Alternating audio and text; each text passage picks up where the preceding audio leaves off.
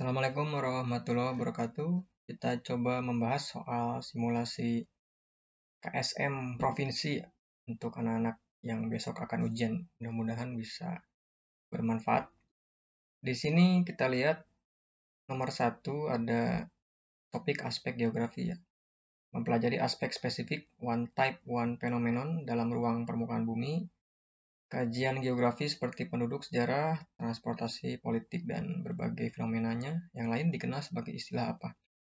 Nah, ini adik-adik ini tuh bab hakikat geografi atau biasa juga disebut basic dasar geografi atau filsafat ya. Nah, ini bisa dilihat di bagian ini sebetulnya. Nah, ini geografi itu kan ini geografi ortodok ya, zaman dulu jadi dipecah nih. Geografi itu ada filsafatnya, sistematik, regional, sama teknik. Nah, kalau misalkan sekarang itu geografi terintegrasi, makanya menggunakan pendekatan keruangan, kemudian ekologikal dan kompleks wilayah kan regional kompleks itu ya. Nah, tadi kalau misalkan di soal ini karena ini ya ada kajian penduduk dipisah-pisah sejarah dan lain-lain maka masuk ke dalam ini ya sistematikal geografi di sini. Geografi sistematis gitu. Ya masuknya. Kalau misalkan tadi ada peta dan lain-lain mungkin masuknya di geografi teknik gitu ya. Teknik-teknik pemetaan, penginderaan jauh ya, kemudian SIG dan lainnya. Tapi kalau yang ini masuk ke dalam geografi apa sistematik tadi ya. Oke, lanjut. Kita lihat soal nomor 2. Nah, geologi dan geografi itu kan bidang irisan ya, ilmu yang beririsan dalam ragam jenis batuan, oke, dan lain-lain. Geologi mempelajari aspek batuan, fisika, kimia gitu kan. Tapi geografi itu melihat pada sisi sebaran kaitannya dengan manusia lingkungan atau interaksinya gitu kan, hubungan timbal balik. Jadi ditanya perbedaan mendasar geografi dan geologi itu di mana? Nah, kalau anak OSN kebumian dengan geografi mungkin bisa lah bedainnya. Berarti ini kan bedanya perspektif pendekatan ya. Pendekatan objek formal. Objek materialnya sama, batuan kan litosfer. Objek studi itu sama, objek material. Ya, materi itu kan sesuatu yang bisa dirasa dipegang oleh panca indera gitu ya. Batuan kan sama, geologi dengan geografi. Tapi cara pandangnya beda, perspektif objek formalnya ini yang tiga. Kita itu geografi itu tiga, keruangan, kelingkungan, dan kewilayahan. Jadi melihat sisi batuan tuh dari sisi sebaran ya. Pendekatan keruangan kan sebaran ya, dari spasial approaching gitu ya.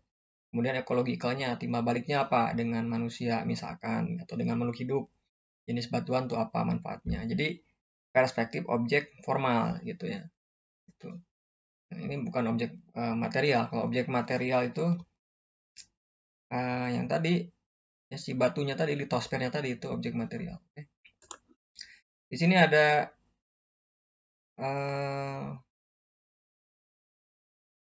gambar. Ini ada gambar mengenai peta iklim ya. Oke, kita lihat. Ini ditanya dasar klasifikasi iklim yang sesuai dengan gambar. Ini kan lihat aja, kode kan ada BS, BW, BAW gitu kan. Ini kan iklim Köppen. Berarti Köppen itu mengklasifikasi iklim menggunakan indikator apa? Tentunya apa? Curah hujan dan suhu ya kalau tidak salah. Kalau yang sebaran apa ini vegetasi dan budidaya mungkin apa atau Junghun gitu ya.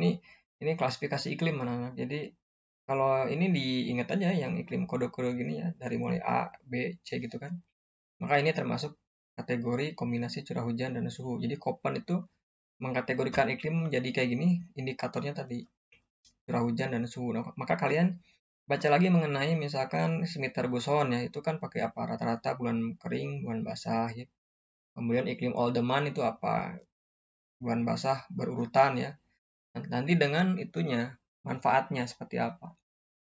Misalkan iklim Oldeman itu cocok untuk apa sih? Kegiatan apa? Kayak pertanian gitu ya. Karena kan mengetahui bulan yang berurutan hujan basah itu di mana? Curah hujan basah untuk nanti petani menanam apa tuh, lahan sawah gitu ya misalkan. Jadi dibaca dengan silakan dengan teliti sampai semuanya itu paham. Ya mudah-mudahan bisa. Kalau sering terus membaca diulang-ulang biasanya ingatannya lebih bagus. Lanjut nomor 4, ini proses yang terjadi di permukaan bumi telah terjadi sepanjang tahun.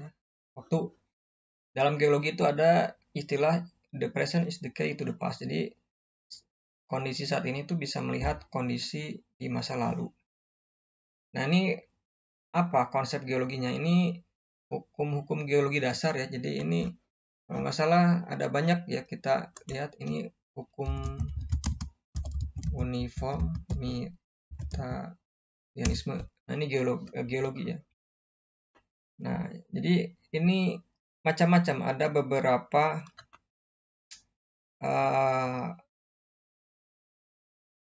teori ya, teori bahwa penampakan geologi itu kok bisa seperti itu. Misalkan ada lipatan, patahan ya, ada kemudian bentukan apa tuh yang macam-macam ya, sedimentasi.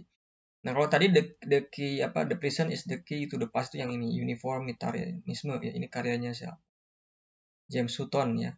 Nah, nanti ada lagi hukum Steno dan lain-lain. Jadi bahwa apa yang diamati masa lalu akan muncul di masa kini maupun masa depan, karena fenomenanya gejala atau tenaga pembentuknya sama gitu. Ya, jadi hukum-hukum geologi kamu ketik aja nanti adik-adik silakan dibaca nih hukum-hukum geologi.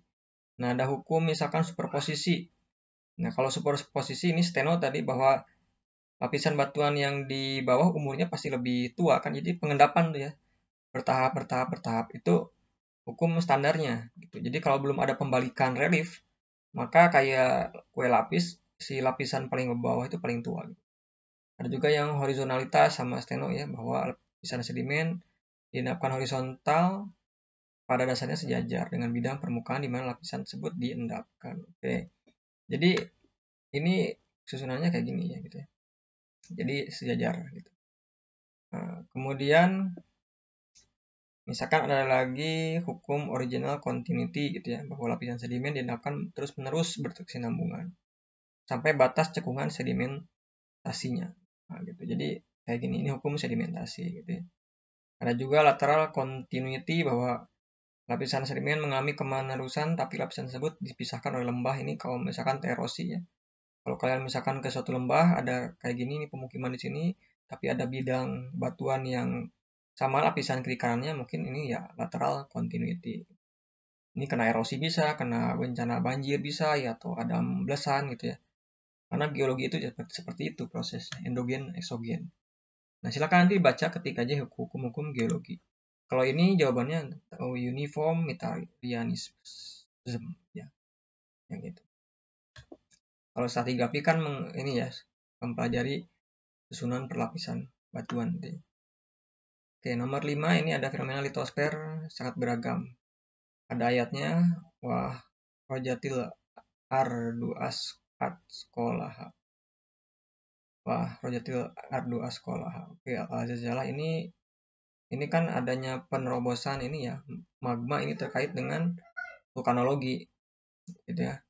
Jadi ada sesuatu yang keluar dari perut bumi, keluar gitu ya, dalam bentuk apa? Manifestasinya vulkanologi kan, itu ada magma yang naik gitu ya dari dalam kemudian keluar permukaan melalui kepundan misalkan gunung api gitu. Nomor 6 ini ada El Nino, fenomena El Nino terjadi kekeringan katanya di Asia. Oke, diprediksi akan berlanjut di paruh pertama 2024. Cuaca kering ini akan mengancam pasokan pangan ini ya, gandum, beras dan lain-lain di berbagai negara penghasil dan pengimpor pertanian. Oke. Untuk mengantisipasi permasalahan apa? Nah, ini. Jadi katanya ada El Nino gitu kan, keringan. Jadi nanti kalau kekeringan maka pasokan beras, gandum dan lain-lain akan berkurang karena mungkin potensi gagal panen gitu ya. Jadi logika berpikirnya kayak gitu. Maka untuk mengantisipasi supaya kan ini suplai air berarti ya gitu kan. Jadi suplai air yang dibutuhkan, maka yang lebih cocok yang mana?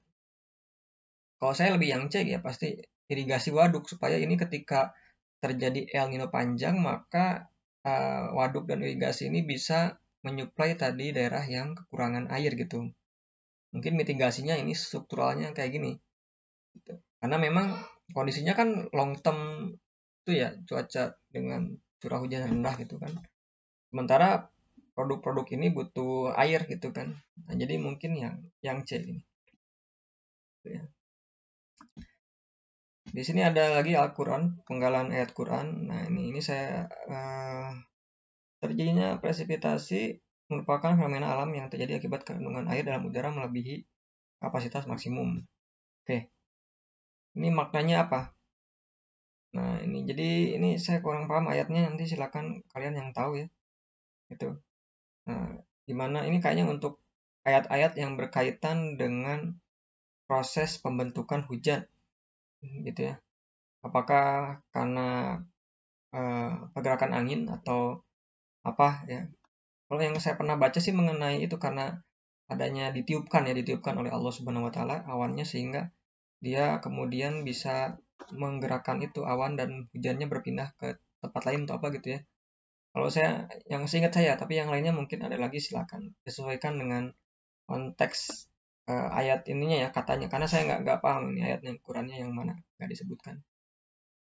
Kemudian yang 8, masyarakat Kabupaten Pesisir Barat Lampung punya kearifan lokal untuk meminimalisir dampak bencana, katanya, yang merupakan bentuk adaptasi bencana longsor yang khas di Kabupaten Pesisir Barat Provinsi Lampung. Oke. Ini adaptasi ya. Jadi adaptasi itu kita menyesuaikan terhadap kondisi yang kerentanan longsor. Gitu ya. Nah, ini kalau saya karena dimintanya Kabupaten Pesisir Barat Lampung ya. Apakah ada yang spesifik di sini pembangunan tanggul dan penanaman pohon kelapa di daerah Bukit Pesisir dan lain-lain, terasering, pemindahan pemukiman dan penanaman pohon damar. Oke, perbaikan fasilitas umum dengan gotong royong. Ini kita harus dicari dulu ya, misalkan adaptasi longsor masyarakat pesisir barat Lampung. Nah, ini ada kearifan lokal untuk mitigasi bencana. Jadi anak-anak ini banyak dari jurnal-jurnal, jadi orang-orang membuat soal itu dari sini. Nah, ini ya, kearifan lokal mitigasi longsor dan lain-lain di Kabupaten Pesisir Barat. Nah, di sini ada nggak ya? Coba kita lihat aja. Nah, kearifan lokal rempong damar untuk mitigasi bencana longsor. Oke, nah ini berarti di sini ya kata kuncinya kearifan lokal rempong damar. Berarti yang ada pohon damar tadi ya gitu. Nah, itu. Kita lihat di sini kearifan lokal rempong damar dijadikan sebagai mitigasi longsor karena pohon damar merupakan tanaman keras yang memiliki akar yang kuat besar, menahan laju tanah ketika akan terjadi longsor. Oke, kita lihat di soal ya. Cari aja yang ada misalkan pohon damar, berarti yang ini nih. Nah, yang D ini ya. Berarti ini spesifik. Anak-anak kalau kalian nggak tahu jurnalnya tadi ya, artikelnya mungkin nggak tahu ya. Ini harus dibaca. Kamu ketik di Google aja tadi, ini muncul semua ya. Tinggal dibaca. Kamu cari lagi misalkan kearifan lokal di daerah lain lah. Di Kalimantan kayak di Banten, di mana itu ya. Siapa tahu nanti muncul di soal gitu. Nomor 10. Ini nomor 8 tadi, sekarang nomor 9, sorry. Adat istiadat berbeda karena latar belakang budaya historis dan lain-lain. Oke. Di sini ada upacara sayang patudu diselenggarakan sebagai bentuk syukur anak-anak berhasil khatam Quran, katanya. Upacara adat ini berasal dari daerah, ini udah saya cari, ini tuh dari upacara ini ya. Nah, sayang patudu itu dari Mandar, Polewali Mandar, Sulawesi Barat, katanya. Syukuran anak yang telah berhasil khatam membaca Al-Quran. Oke, udah, ini kearifan lokal. Nanti kalian cari. Jangan stop di sini, kalian cari kearifan lokal masyarakat Sumatera Barat apa, Sulawesi Selatan apa, Aceh apa. Jadi jangan terputus di sini. Cari kearifan lokal Islam yang ada di Sumatera Barat, di mana ya, di Aceh gitu. Karena itu wawasannya seperti itu. Kemudian ini ada foto penempatan lokasi industri yang ideal sesuai pada gambar. Nah, ini saya kurang paham nih. Gambar nih orang sedang mengangkut apa ya? Ini semen apa ya? Atau kayaknya kalau dari bentuk itunya barangnya kayak bungkusan semen ya. Kalau semen berarti ya lokasinya harus dekat dengan bahan baku karena indeks materialnya kan lebih besar bahan bakunya, berat ya kan, misalkan kapur atau batu apa ya, bahan untuk semen kan kerikil, pasir ya. Jadi ini kayaknya bukan beras, ini semen kayaknya. Jadi ini jawabannya energi lagi, bahan baku ya. Nah, penempatan lokasi industri berdasarkan bahan baku. Karena ini karungnya kayak karung semen, bukan karung beras gitu ya. Kemudian wilayah Jabodebek ini merupakan wilayah Indonesia dengan kepadatan tinggi.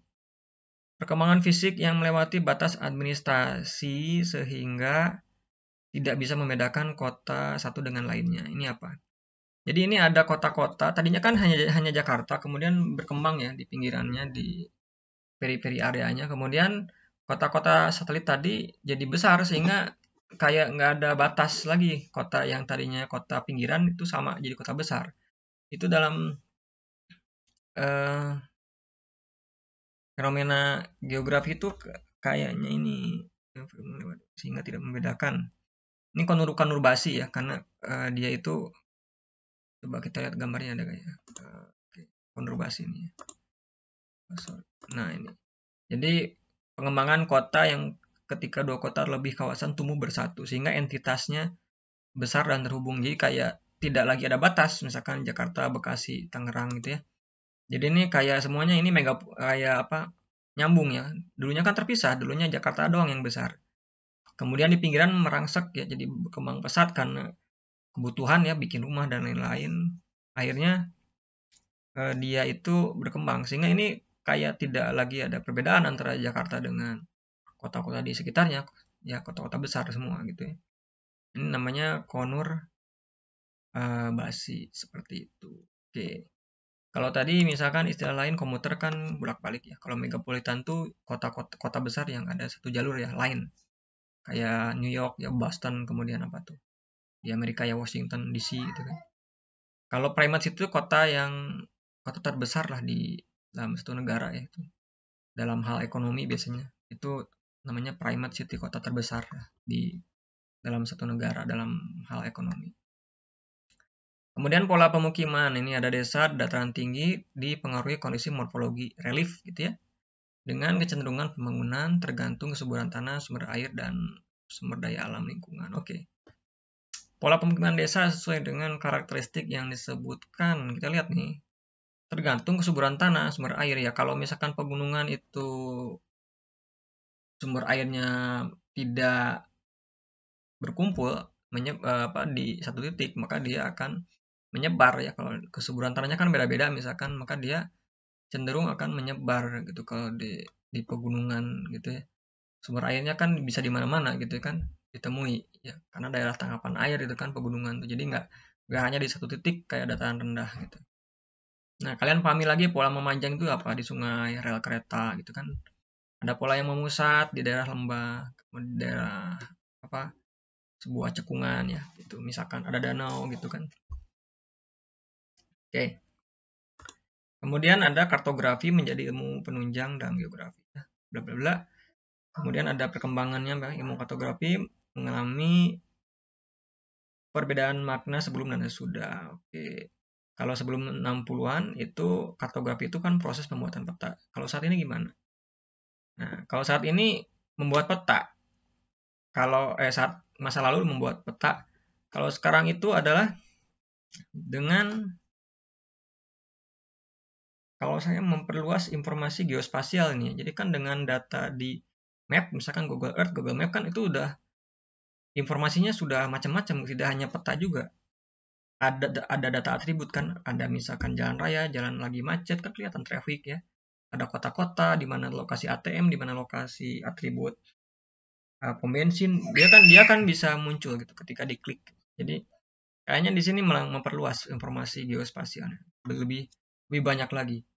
Ya, tidak hanya sebatas peta, simbol peta yang kaku gitu kan. Nah, sekarang bisa diubah-ubah. Mau cari template-nya mode apa topografi ada kan, ada modenya street itu ada. Jadi kayaknya lebih ke ini perluasan kali ya. Kemudian ini ada peta citra, kemudian ada titik Ya, ini ada jalur 1, 2, 3, 4. Oke. Nah, untuk memetakan fenomena sesuai pada gambar pakai simbol apa? Ini kan ada hubungan antar jarak titik lokasi ya. Itu kayaknya lebih ke jalur ya, flow line nih, jalur alur pergerakan kali ya gitu ya. Kalau flow chart kan kayak yang diagram gitu ya. Kalau ini kayaknya ada line, ada pergerakan gitu ya. Di jalur 1 kemana sih angkot ini, jalur 2, jalur 3 gitu ya. Ini kayaknya yang flow line, jalur arah pergerakan mobilitas gitu ya. Kemudian ini ada ayat Al-Maidah ayat 96, kekayaan alam hendaklah dijaga untuk memberikan manfaat. Berikut ini langkah untuk konservasi terhadap sumber daya alam yang memberikan manfaat bagi umat manusia seselaras dengan ayat di atas. Al-Maidah ayat 9 ini ya. Dihalalkan bagi kamu buruan laut ya sebagai kesenangan dan bagi orang yang dalam perjalanan. Dan diharamkan hewan buruan darat juga selama kamu dalam keadaan ihram. Ini hewan darat dan hewan laut sama-sama gitu. Bagaimana upaya konservasinya hewan darat dan hewan laut? Nah, cari yang ini berkaitan dengan yang ada di darat dan ada di laut. Kalau saya mungkin yang ini ya, yang ada dua-duanya. Karena kalau mangrove terumbu karang kan cuma di laut aja, gitu ya, atau perairan. Kalau yang ada darat ini mungkin yang ini melindungi kelestarian ekosistem sumber daya hayatinya supaya hewan apapun di darat, bioma darat atau bioma laut dia tetap terjaga kelestariannya. Mungkin gitu ya. Karena di ayat ini tadi ada dua-duanya, hewan lautnya ada dan hewan daratnya juga ada. Ya. Oke, lanjut. Ini tentang sumber daya alam juga, gas ya. Gas bumi yang diproduksi bersamaan dengan minyak, LPG, gas after atau LNG. Ini yang saya dapatkan itu, maaf, yang saya dapatkan itu LNG kalau nggak salah. Coba kita lupa saya. Kita lihat. Nah ini kita ketik aja di sini ya. Jadi ini disebut juga associated gas. Coba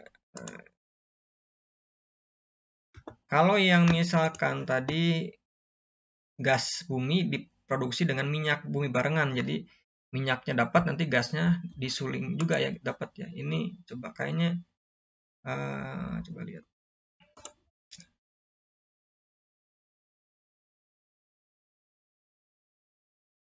Nah ini LNG ya. LNG itu terdiri atas gas metana dengan komposisi 90% metana yang diubah menjadi bentuk cair dengan menurunkan suhunya minus 163 derajat Celcius. Oke. Jadi ini LNG ya, ini LNG. Kalau yang ini LPG ya. LPG itu yang gas ya. Bahan bakar gas alam. Oke. Sebentar kita lihat. LPG menghasilkan melalui proses penyulingan minyak bumi melalui kondensasi gas bumi dalam kilang pengolahan gas alam. Oke, tadi berarti masih yang LNG ya ini ya. Oke, nah ini LNG kalau yang gas bumi diproduksi barengan dengan minyak tadi, yang metan tadi. Bencana Arum 3041. Ini kan Arum apa? Ini ya, telah nampak kerusakan darat dan laut karena perbuatan tangan manusia. Oke. Ya. Ini ditanya ini kan ya, telah nampak kerusakan darat laut, maka mereka merasakan sebagian akibat perbuatan mereka akan kembali agar kembali ke jalan yang benar. Ini berikut ini yang dapat kita lakukan untuk mengurangi fenomena tersebut. Ini kan berarti mengurangi kerusakan nih. Mengurangi kerusakan di darat dan di laut. Nah, berarti ini yang ini efisien limbah. Limbah kan bisa ke darat, bisa ke laut ya, ngalir ke air gitu ya. Nah, ini melakukan pengelolaan limbah yang efisien. Gitu ya. Supaya tidak merusak lingkungan gitu ya maksudnya. Karena limbah itu kan masuk ke sungai banyak, masuk ke darat atau limbah ke udara juga ada gitu kan, macam-macam. Kemudian ini pencemaran udara di kota meningkat seiring dengan meningkatnya kendaraan motor. Oke. Katanya ini partikel PM 2,5 ya, partikulat mikro ini mencapai 25 mikrogram per meter kubik. Di sini langkah untuk mengurangi pencemaran di kota. Mengurangi pencemaran udara kan ini kan. Untuk mengurangi pencemaran udara berarti yang biasanya ini bisa macam-macam nih ya. Kalau misalkan mengurangi jumlah kendaraan ini bisa juga nih. Ya. Nah, mengurangi jumlah kendaraan. Tapi kendaraan apa dulu? Kalau kendaraan gas sih nggak masalah. Kayaknya yang ini. Melakukan uji emisi pada kendaraan lama. Yang lama kan ada yang 2 tak, ada yang tidak sempurna ya pembakarannya gitu kan. Jadi diuji emisinya supaya kalau jelek ya bisa diperbaiki atau jangan dipakai lagi. Kalau mengurangi jumlah kendaraan, kalau kendaraannya kendaraan listrik ya nggak masalah gitu kan. Ya. Jadi justru bagus gitu ya. Jadi ini yang lebih ke A. Kemudian ini ayat Quran Al-Mulk ayat 15. Dampak dari fenomena sesuai ayat. Kita lihat Al-Mulk ini ya. Dialah yang menjadikan bumi untuk dijelajahi, maka makanlah sebagian dari rezekinya. Oke. Penjelajahan. Dampak dari adanya fenomena tadi apa? Dampak dari adanya fenomena tadi ini ya, penjelajahan dan eksplorasi, eksploitasi sumber daya alam. Ini mengurangi dampaknya berarti caranya adalah dampak dari fenomena tadi orang menjelajah kemudian mendapatkan sumber daya berarti dia mampu menemukan potensi sumber daya alam ini kan. Itu ya, ketika dia itu menjelajah, orang dari Eropa Barat datang ke Indonesia maka bisa menemukan di sini ada sumber geotermal di Indonesia, ada sumber emas ya. Jadi menemukan tuh karena dia keluar dari tempat peraduannya, maka dia bisa mengetahui bahwa di negeri seberang tuh ternyata banyak sumber daya alam untuk diambil, dieksploitasi. Kemudian ada ini apa? Pada tahun 2023 ada 3 jutaan penduduk Bogor, Depok, Tangerang, Bekasi setiap hari berangkat bolak-balik ya. Dampak negatif dari komuter. Oke, dampak negatif dari komuter. Ini perpindahan penduduk dengan waktu 24 jam ya. Apa ini dampak negatifnya? Dampak negatifnya dari sini karena pergerakan penduduknya makin banyak, berarti polusinya makin banyak dong. Misalkan pakai kendaraan ya gitu pagi hari, siang, sore, bolak-balik, maka otomatis jumlah kendaraan makin banyak yang masuk ke jalan raya gitu kan. Maka ini polusi gitu. Yang C ya. Dampak negatifnya, oke. Kemudian 21 ada smart city. Oke, saat ini kan pengembangan smart city kota yang menggunakan SDM, modal sosial, infrastruktur yang berkelanjutan lah gitu ya. Konsep smart city itu ada 6 pilar gitu ya. Pilar yang membantu pemerintah daerah pada kawasan wisata prioritas dalam meningkatkan kunjungan wisatawan. Gimana caranya supaya meningkatkan kunjungan wisatawan? Berarti smart branding dong ya. Jadi smart bagaimana marketing lah gitu ya. Bagaimana sih supaya orang-orang itu bisa meningkat kunjungan wisatanya ke tempat ini gitu ya. Kota-kota berlomba gitu kan, itu namanya smart branding. Kota Jakarta mau dijadikan kota apa supaya orang-orang tertarik dan datang gitu ya. Kota Bandung mau kayak gimana? Kota Makassar mau gimana? Jadi itu smart branding. Nah ini silakan dipahami, dibaca nanti ada kok komponen smart city itu aspek ininya ya, pilarnya ada smart people juga ya, ada smart environment, ada smart ekonomi dan lain-lain. Coba cek deh nanti dibaca. Dua-dua ini penginderaan jauh memainkan peranan penting bagi hal banyak ya. Contohnya di bidang perikanan katanya. Untuk analisis perikanan, maka PJ itu untuk apa? Ya, bisa melihat apa? Kan penginderaan jauh itu kan foto dari udara ya. Misalkan kita ini ya. Citra Indraja gitu kan. Nah, kalau yang difoto dari udara, maka yang kenampakannya pun yang dari udara dong. Tidak bisa kalau di dalam kelihatannya. Maka di sini yang bisa dilihat adalah pemetaan, analisis perikanan, pemetaan wilayah tangkapan ikan ini bisa ya. Jadi di mana sih potensial itu terdapat tangkapan ikan yang bagus gitu ya. Nah, jadi di mana sih wilayah-wilayah yang menjadi pusat penangkapan ikan itu kemana ya? Atau ini ya sebentar, pemetaan wilayah penangkapan ikan atau pemetaan potensi sebaran ikan. Tapi kalau sebaran ikan mungkin tidak bisa kelihatan ya. Tapi kalau penangkapan ikan kan bisa melihat nelayan-nelayan mungkin berkumpul di mana ya, bisa kelihatan kali. Seperti itu. Karena kalau sebaran ikan kan di dasar lautan mungkin nggak kejepit dari udara susah ya. Tapi kalau kapal-kapal laut kan nelayan bisa kelihatan. Oh di sini ternyata wilayah sebaran penangkapan ikan tuh ya di provinsi ini di sini gitu ya misalkan.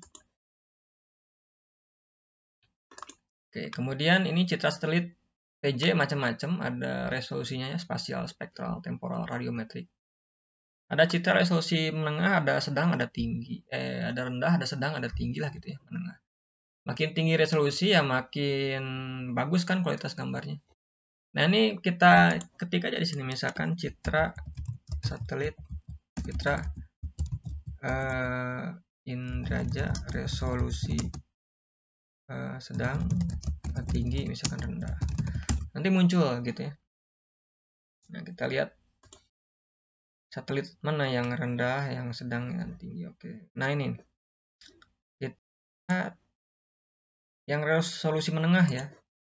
Ada Landsat, ada Spot, ada Sentinel. Ada nggak? Landsat, ada Spot, ada Sentinel. Oh, ini kita lihat lagi ya.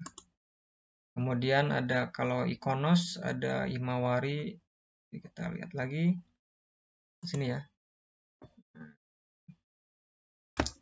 Jadi memang kalian harus pandai-pandai untuk mencari kata kunci ya supaya mempermudah. Kita lihat ini ya. Ini Sentinel Spot tadi ada yang Playdit, GeoEye, QuickBird, WorldView itu kategori tinggi. Ini ya. Playdit, kemudian QuickBird ini bukan.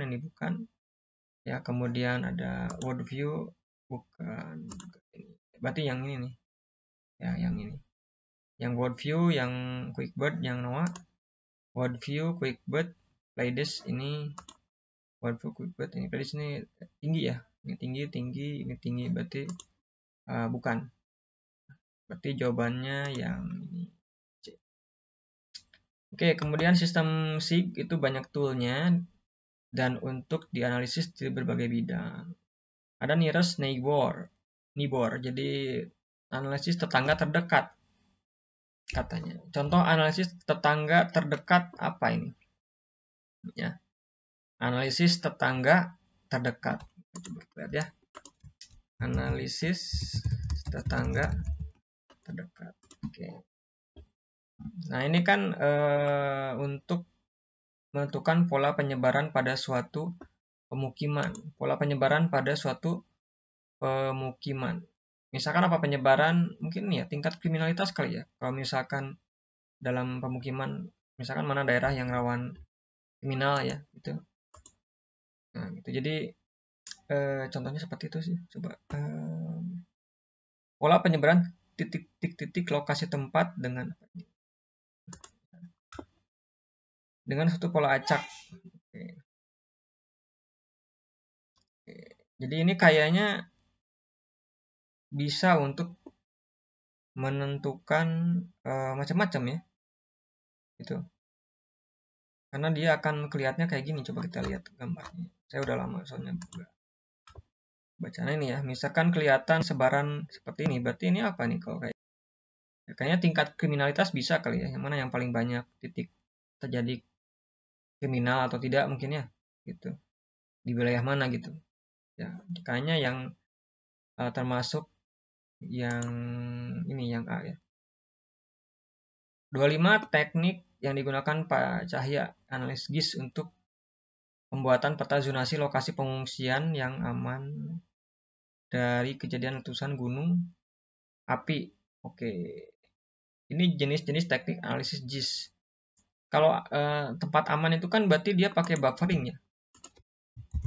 Analisis buffering SIG.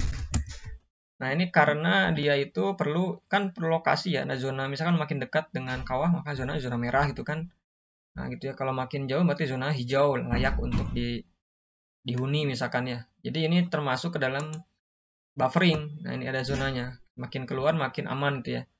Makin dekat dengan titik puncak gunung api makin zona merah dong gitu ya. Ini namanya analisis buffering gitu. Ya, jadi bagaimana dia itu melihat jarak terluar dari objek utama gitu. Misalkan untuk apa lagi, Pak?